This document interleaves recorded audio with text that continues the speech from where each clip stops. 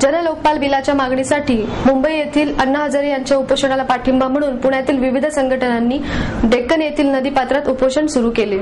Gel भरो आंदोलनामध्ये सहभागी होण्यासाठी आतापर्यंत शहरातून 3,500 नागरिकांची नोंदणी पूर्ण झाली आहे।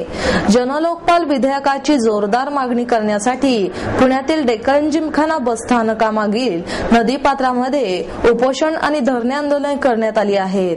तसेच येथे SMS आणि संकेतस्थळाद्वारे 30 तारखेपर्यंत करण्यात येणाऱ्या जेल भरो आंदोलनामध्ये सहभागी होण्यासाठी नोंदणी पण करण्यात येणार आहे। वैयक्तिक नागरिकांची संख्या वगळता एकूण 23 विविध सामाजिक संघटनांनी जाहीरपणे पाठिंबा दिला असल्याचे येथे सांगण्यात आले।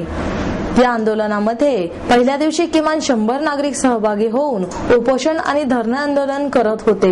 नदीपात्रातील उपोषणाच्या ठिकाणी लोकसभेमध्ये लोकपाल विधेयकावर होणाऱ्या चर्चेचे थेट प्रक्षेपण दाखवण्यात येणार आहे। त्यानंतर येथेही उपस्थितांमध्ये चर्चा करण्यात येईल। या विषयावर जागृती करण्याच्या उद्देशाने उपोषणाच्या ठिकाणी दिवसभर मार्गदर्शन वर्ग घेण्यात येणार आहे। तसेच जनलोकपाल विधेयकावर बोलण्यासाठी आणि आंदोलकांमध्ये उत्साह निर्माण करण्यासाठी बाहेरूनही वक्त्यांचं पाचारण करण्यात आले आहे, असे समन्वयकांनी सांगितले आहे। मी सुराज्य संघर्ष समितीचा अध्यक्ष आहे। माझं नाव विजय कुंभार।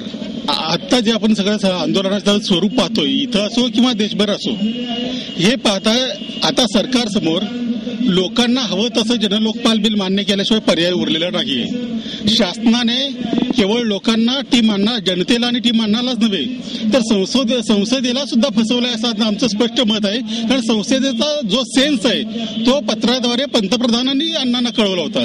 असं असतानाही त्या सेन्सला सुद्धा न जुमानता शासनाने पुन्हा एकदा हे अत्यंत कमजोर असं बिल सादर केलेलं आहे। त्याला देशातल्या सर्व स्तरातून विरोध होत आहे।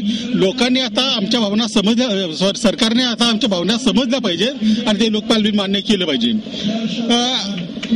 बिल संसदच मान्य करणार याच्या बाबतीत आमच्या मनामध्ये कोणतीही शंका नाही, त्या बाबतीत आमचा कोणताही वाद नाही।